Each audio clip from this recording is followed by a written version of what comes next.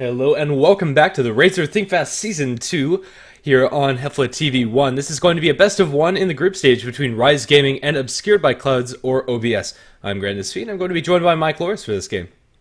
And you may be thinking to yourself, why is it OBS when it's obscured by clouds? We asked them in the lobby and it was a typo. So I don't know how you messed that up, but what's done is done. Obscured by clouds and Rise Gaming. This is group 3. So the way that these games are going to work is that we're just going to be running through pretty much every single day that this tournament is live, just one game from one match from every group. So get to see a whole bunch of teams, and we don't have to really stack up on any team in particular. But we have ourselves a draft. Batrider been banned out already with Io, Juggernaut, and that axe. So maybe Rise going to grab a sniper first. Or a troll. It's still in the pool, and if they want to go for it, could be a pretty solid pick for them. It's up to their discretion what they want to pick. It's pretty standard to see these four heroes banned out. Pretty high priority on that initiation banned out by Rize Gaming, so the sniper would make sense, but since it's in the pool, Troll Warlord, you can't really say no.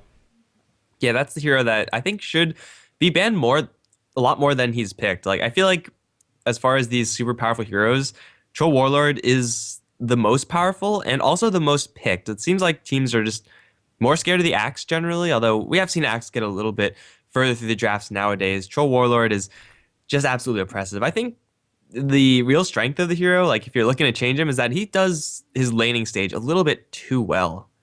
Yeah, I'd like to say that's also his major issue. I think it's okay that he's good at man fighting, but his ability to dominate lanes that he probably shouldn't is pretty ridiculous, especially with the mischance on the melee axes. In mid, in particular, it means that you just can't trade with him, and that's something that a lot of mids really struggle with.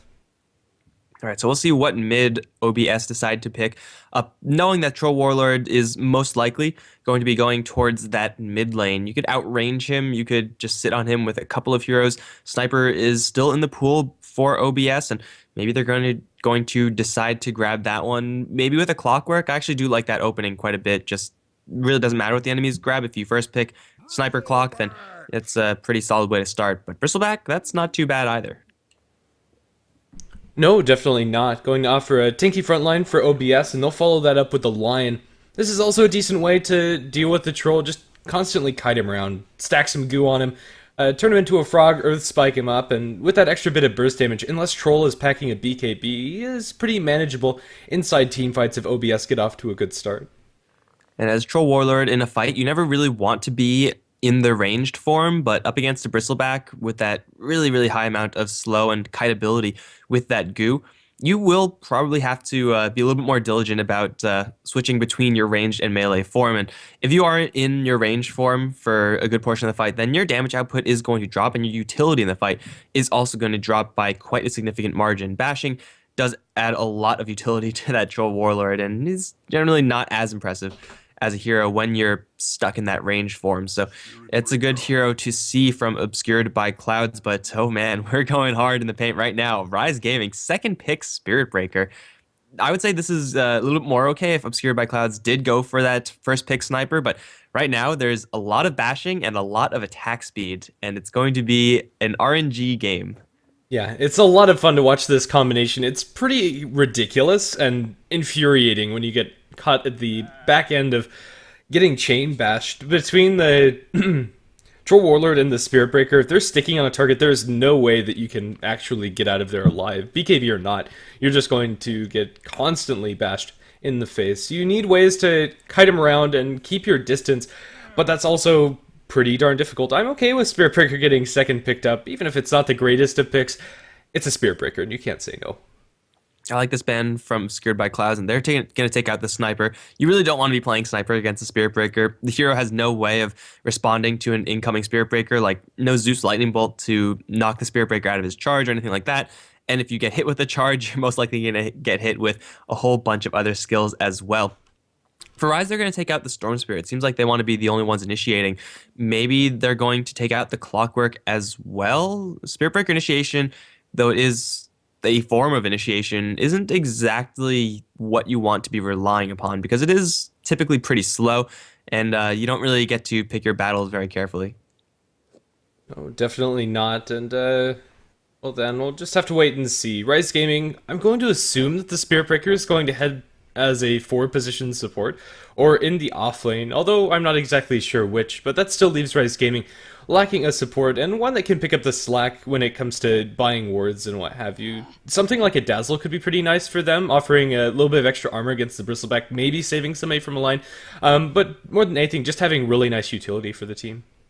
Yeah, minus armor would also be really useful. A Spirit Breaker, Troll Warlord, predominantly physical-based heroes. Vengeful Spirit along that line is still in the pool for Rize, and I think that should be in heavy consideration right now, just as that minus armor hero. You could put Troll Warlord into that Roshan pit with that Vengeful Spirit from very early on, and they'll be able to grab a very fast Rosh. So another Aegis, very quick, very easy. Might be what Rize Gaming are angling to do, but for Obscured by Clouds, looks like they're really scared about this mid lane. Shadow Fiend and that Sniper going to be banned out. I mean, those are heroes that I would more expect to be picked up by Obscured by Clouds, Spirit Breaker notwithstanding, but what are they going to take towards mid lane, expecting a Troll Warlord? It's going to be a dangerous mid lane for whoever decides to go there. For sure it is. Let's see. They could go for something along the lines of a Razer, which I would actually like quite a bit. Up against Troll Warlord, it's one of the few heroes that really kind of wrecks in lane. Although you can use melee access to CS, you're kind of forced to come in close if you want to use the full strength of the hero, and that gives you an opportunity to get a link off. Although it's not the most common of picks right now, I think it would work nicely with Obscured by Clouds lineup, and also work pretty well with the Vengeful Spirit that they just picked up. A lot of minus armor coming out from a Bristleback Venge and Razer.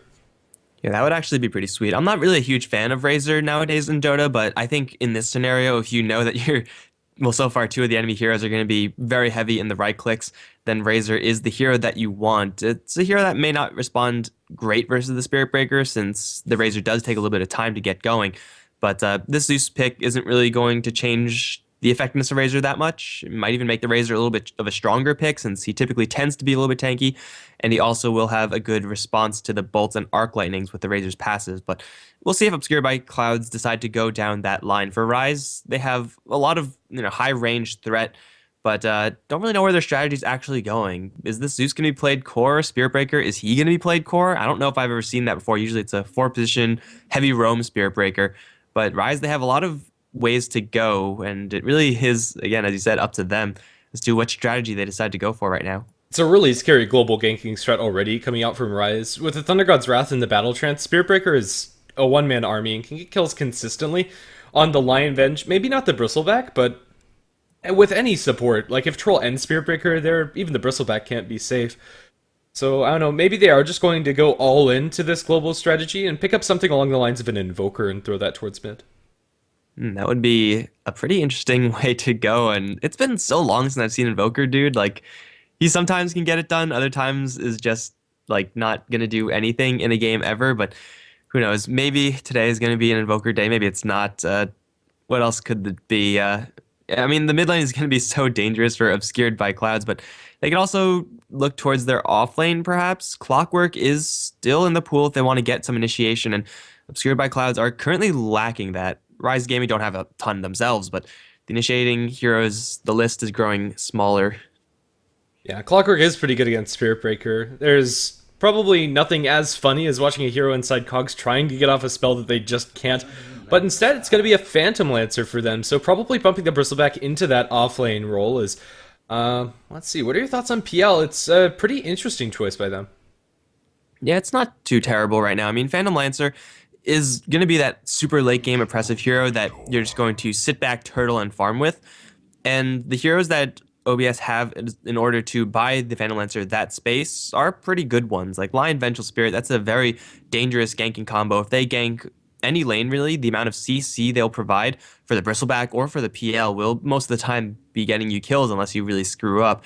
So they have heroes that could hold down the fort really, really well. And Rize, they're going to grab a Treant Protector. So I mean, the Phantom Lancer right now is really good. I would say PL would be a much better pick if Rize picked a Treant Protector first, but picking a Treant into a Phantom Lancer, I'm not sure if that's really what Rize want to be doing. Like, the Living Armor is going to have to protect against Quills and Illusions. That is not going to get that much value. It'll allow them to go ham, but only to a certain extent.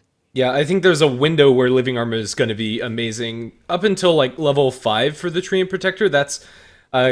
kind of where they need to make use of this Living Armor and get really aggressive early kills with the Spirit Breaker, because outside of that, the only use is going to be to heal up the towers, and Obscured by Clouds don't have the greatest tower damage, to be fair.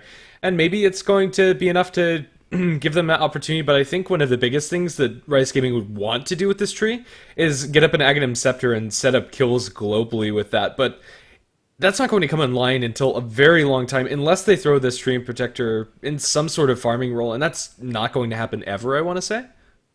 And if it is, then he's going to be in for a not fun time. Again, the Venged Lion can sit on the Tree Protector and cancel out his farm really, really well. Not to mention the Bristleback and PL's ability to go aggressive towards the tree.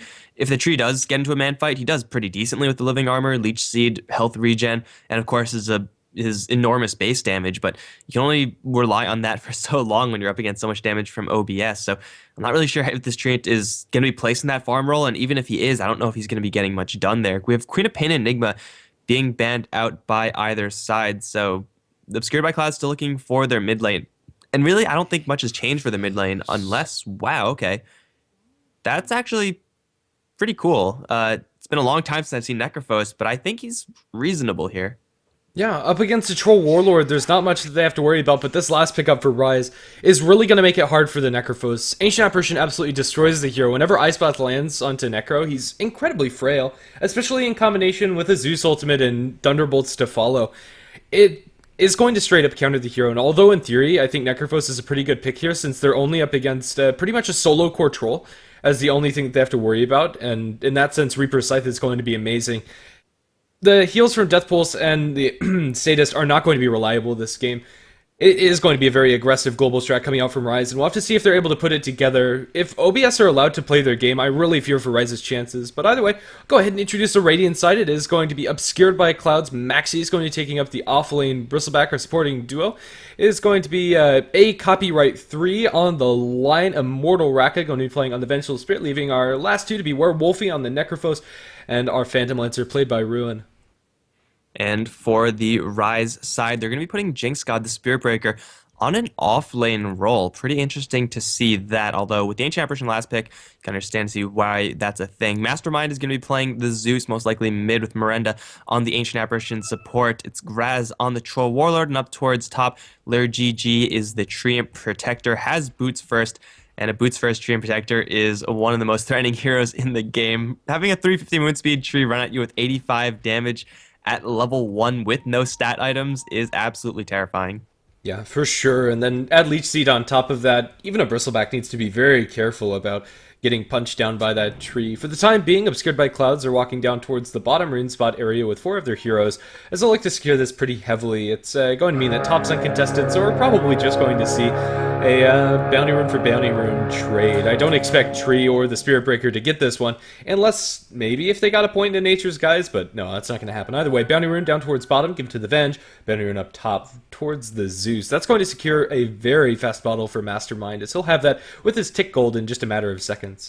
It's pretty much as if Zeus just bought the bottle to start things off. The bounty rune for Zeus is the ideal situation there for Rize, as Zeus with seemingly infinite mana from the get-go is going to be sitting on Necrophos pretty darn hard. Now, neither of these two heroes in the mid lane are really what I would call laning powerhouses. Like, Zeus does an okay job, Necrophos does an okay job, and it is really going to be difficult for Zeus to get denies against the Zeus with Arc Lightning, but I think the bottle is really going to tip this lane in favor of Mastermind. He already has a slight CS lead, probably nothing too substantial there, but the Necrophos won't easily be able to put any sort of harass damage onto Mastermind, whereas the Mastermind could dump a lot of damage onto the Necrophos, and he will be able to do so without putting himself in any trouble. Both of our offlaners are going to have a pretty difficult time, although for the first lane, or wave of experience rather, Jinx God did get the lane in a pretty good spot, and is going to continue to have it in a good spot, that is, until Vengeful Spirit runs a pull. She's already stacked, and there's nothing that Spirit Breaker can really do about this, although he has managed to find himself level 2, and maybe he can find some kills, probably only on Werewolfie, however, and even then, not until Zeus gets a little bit more, so it's going to be a hard game to be the Space Cow, at least at the early moments of the game. Well, I mean, Space Cow, Spirit Breaker, he is most of the time going to be picked up and played as a 4-position support. And as that position, you don't really get that much experience or gold either. So like, already being level 2 is a lot better than other Spirit Breaker games. So at least he will be able to get a little bit of something. They're going to try to go for a wraparound to Werewolfie over in mid, but level 1 Lightning Bolt actually is not that good. And Necrophos is going to push back Lair GG, who took a lot of damage, like 3 or 4 tower shots there. Tree has got to back off and eat some of his tree brethren in order to get back up to full. But yeah, Jinx God, he's going to have a much better time than other Spirit Breakers. And really, Spirit Breaker, though he does do very well with gold, only really needs experience. Get a maxed out Charge of Darkness, get some Powering Haste, and you're good to go. Yeah, fair enough. Tree and Protector going to go pretty aggressive in mid lane, potentially looking for a bottle snipe. This was not spotted out by any Radiant Observer wards, so maybe, just maybe, he can get this one. With only having a walking courier, he does one-shot it, I want to say, with no physical resist on the courier himself. But either way, it's not flying out for the time being, as Werewolfy doesn't have enough gold to buy a bottle, boots, or anything of the sort, since he isn't doing that well in lane. Yeah, the Tree and Protector's rotation in, though it did put a lot more damage on the tree than they actually did to Werewolfy, did force the Necrophos off the creep wave, and he's only sitting on 3 CS right now. Werewolfy is really struggling in this lane, and Necrophos, more so than other heroes, really needs to inflate his last hit / denied graph, because that is going to provide him with the mana and health that he needs in order to stay in the lane with that Sadist. Granted, it's only level 1 right now, but without Bottle, you need to be relying on something in order to be standing up against the Zeus. Magic Stick, though it's going to make the Arc Lightnings and Bolts hurt a little bit less, it's not going to completely cancel them out, and you will be taking some damage, even though you do have that stick. Yeah, Tree has still been sitting back here, but pinged out by the Lion. I think they expect something to be wrong. Lion's going to TP into the towers. The Spirit Breaker charges mid. Werewolfy down at about half HP, but the charge is cancelled as Jinx God decides that he can't really do much. But then again, it does force out 2 TPs from Lion and Vengeful Spirit, so the charge in and of itself is probably worth it, costing the enemy team 200 gold. I would trade 100 mana for 200 gold from the enemy side. That seems like a really good trade. They don't even have to be going for this Necrophos, honestly. Like, the Zeus is crushing the Necrophos really hard, and I'm sure Mastermind knows it as well, that the amount of pressure they put on Necrophos is just going to be, like, bonus. It's not a necessity by any stretch. I would like to see that play go more towards the Phantom Lancer, who's having an absolute free time, but Lion, oh no, he's going to run into a tree. Mastermind is there with a large amount of lightning damage, as well as the Spirit Breaker coming in. It looks like the Lion might be our first blood, though Werewolfy's also taking an absolute beating from the tree. No, Werewolfy's gonna die second. Zeus draws first blood on Lion. Then the Necrophos dies shortly after. Ancient Apparition rotating in with Chilling Touch on top of the 88 base damage. Crap, man. Tree and Protector hits really hard. That hurts. It's 2-0 lead very early on for Rize. Yeah, almost 140 damage each punch. That's absurd. Although Tree isn't the fastest of hitting heroes, and that's slow, and the attack speed from Chilling Touch is pretty annoying, it really does rip apart these heroes coming out from OBS. The Vengeful Spirit's Magic Missile was a split second too late in canceling the charge on the Spirit Breaker, so they were able to secure themselves 2 kills and a roaring start for Rize. And also, we haven't really talked about the Troll, and probably for good reason. He's free farming up top. There's no pressure applied by Obscured by Clouds. And he'll have his phase boots pretty quickly. Probably even could have gone for one of the more aggressive farming items, let's say, with Pandemitis or Helm of the Dominator straight rush. But the Troll Warlord is, and I guess similarly Ruin on the Phantom Lancer, are having equally fun times. It's really this mid lane which is suffering. Mastermind is getting so darn far ahead. He's level 6 above the Necrophos, who is just level 5. Not only that, Werewolfy, because he did die, got a little bit of gold loss, and that's gold that is not going to be spent towards his bottle. He hasn't gotten any items, and he will continue to not get any items if he just doesn't get any help. He's going to have a wraparound from the Vengeful Spirit, but I don't really know if a level 3 Venge is enough to kill off this Zeus without the Scythe. They need that level 6 on Necrophos if they're going to be going for this. They also need Necrophos not to die to this charge. Which might not happen with the Bolt, with the Thunder God's Wrath, and with the charge. That's where Wolfie down. They're TPing in. They do get a Magic Missile on Jinx God under the tower. But this Spirit Breaker's way too tanky. They just don't have the damage. With Living Armor support, he's going to be just fine. Now Immortal Raka is not going to get shocked down by Zeus, who's just shy of the mana needed. But Spirit Breaker's going to get a point-blank charge over onto the line and bash him down. Double kill for Jinx God. As there's 4 dire heroes inside the mid lane, and they can afford to do this. The Troll keeps on farming and gets a solo kill on Bristle. My goodness. Wow. That's a level 3 Bristleback. He's been having a really tough time because the Ancient Apparition, with the exception being the 2 rotations towards the mid lane, has been sitting on that Bristleback for pretty much the entirety of this early stage of the game. It's 5-0 in favor of Rize. Still, the Phantom Lancer is farming, and that's great for him, but you need more than Phantom Lancer when you're 20 minutes in the game, or else you're just going to get overrun by Rize heroes. I really like how Rize are just constantly rotating in this Ancient Apparition. It's not uncommon to see AAs sit in their jungle, farm up, try to get a Midas or try to get level 6. But this game, if you have Chilling Touch and you're playing so aggressively, you might as well go ahead and use it. Yeah, fair enough. They're making really good use already of their global power. The Spirit Breaker now is an Urn of Shadows, Ring of Basilius, and is a pretty happy Spirit Breaker, all things considered. He's going to get level 6 too, and once he has that, they can very easily get kills globally. He's just going to casually charge down towards bottom. Why waste a TP when you can charge there? And, well, things are looking up for Rize. OBS, what do they have to do to shake out of this one? It looks to be pretty hard for them. How do they activate their Phantom Lancer and Necrophos? Man, I think at a certain point you just have to sack the Necrophos. Just leave him on the mid lane to his own devices, force him to play defensively. Otherwise, he's just gonna die. Like, that was a Bolt Thunder God's Wrath from Zeus.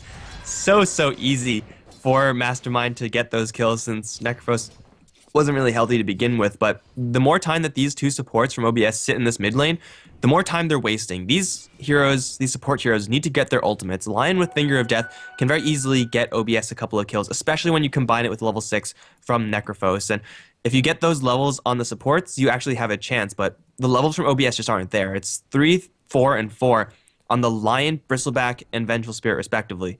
That's just not good enough when you look at Rise's levels. They're not doing fantastically, but they're doing a lot better. Well, I mean, fantastically on their supports, no, but fantastically on Zeus and Troll, yes. This is a level 9 Zeus 8 minutes in, and that's incredibly scary. And also, the Lion, he opts for his second point into Hex at level 3, and although this is alright, it's not enough up towards top. Bristleback is going to get Nether struck to the face, and Maxie's going to get punched down by Jinx God. Although the tree drops low, they don't get that kill. No, Zeus coming in from the sidelines is going to bolt down. Poor Lion. Rainbow of TPs from both the Phantom Lancer and the PL. Is he going to cancel that? He probably should, but Rune's going to come in and get a bolt straight away, and now he's in a lot of trouble. Even without a bash, they might be able to get this kill. Magic Missile under tower is going to delay Jinx God, but another bolt is a double kill for the Zeus, and PL just freely gave his life away. And now with another bolt cooling down, Immortal Raka is going to get a death and a triple kill for Zeus. This is getting to a point of no return for OBS, and very quickly. The fact that Phantom Lancer actually had a TV scroll and used it to get himself up to the top lane was really what made that fight disastrous for OBS. There was no reason to go up there. Like, he had no one to support or anything like that. There was no reason to be there. And every single time a Phantom Lancer TP's out, you need to be getting 1, maybe 2 kills to make it worth the farm that you're missing. And he did miss a lot of farm. The bottom lane is completely devoid of heroes. So this Phantom Lancer is slowly but surely becoming the only hope of OBS. Werewolf is not going to do that much outside of his scythe in this game. Bristleback has pretty much nothing but a health pool with which to tank with, and Rize can cut through that very quickly with this now Blink Dagger on Zeus.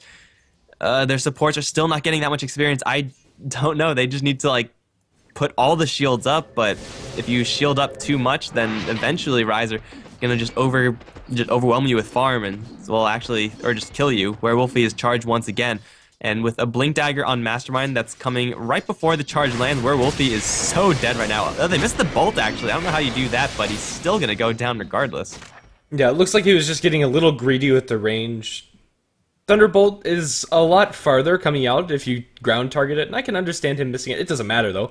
Worst case scenario, they're forced to pop the Soul Ring Arcanes and drop a Thunder God's Wrath, but now Zeus has a regen, and he's probably the happiest Zeus in the world. At 10 minutes in, if you have a Blink Dagger and a regen rune, you can kill anything. They'll scout out both the Venge and the Line PL under tower, and, well, the dive can commence pretty easily. They have a Battle Trance at the ready coming out from the Troll Warlord if they need it. They'll decide it's probably a little too much to go for it, however. They'll back off, but they're not really losing anything for trying. They already killed off the Necrophos.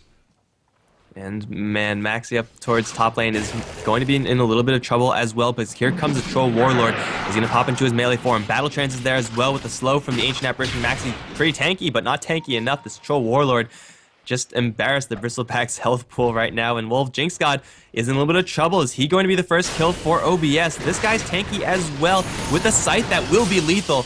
That means the Spirit Breaker's down for a whole minute. Finally, OBS get on the board, and a pretty big kill as well. Yeah, it's going to be a long road to recovery, but that's the way to do it. Every time you have that Reaper's Scythe, look for a pick-off on one of these heroes on Rize that are potentially getting a little bit too over-aggressive. Lord GG on the Treant Protector has managed to farm himself up a Midas, however, so maybe we are going to see an Aghanim Scepter after all.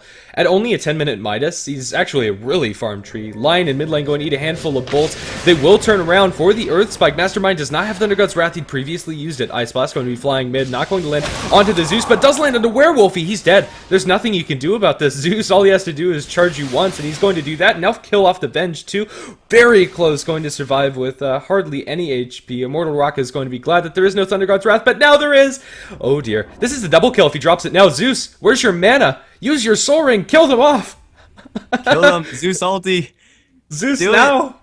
Immortal Rocket and Lion are going to live, and there is no good reason that they did. I'm pretty sure the Zeus knew that that would have been a Venge kill, decided against it, but it could have been so terrible for OBS.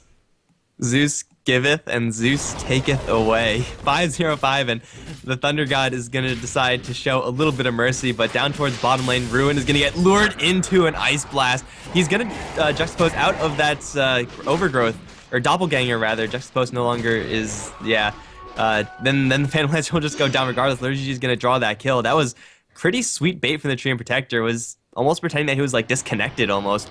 But yeah, that's one kill for OBS. Maxi going to run to Mastermind. There's a real Zeus in these illusions. Mastermind does not have Blink Dagger, but he does have Grasp. That might be a little bit better. Spike and Magic Missile being layered in. This is a 2v4, but quickly going to become a 3v4 as they blow up the Lion first. Now into Werewolfy they go. He has a Scythe. It's the only real kill tool they have, but he won't even get a chance to use it. Ice Blast incoming towards Maxi. That's going to whiff, but I don't think Mastermind is going to give up this chase. In the meantime, Troll Warlord going to kill up the Vengeful Spirit. Just needs one more Bolt or Arc Lightning. He'll get the Bolt off. It's a double kill for the Zeus.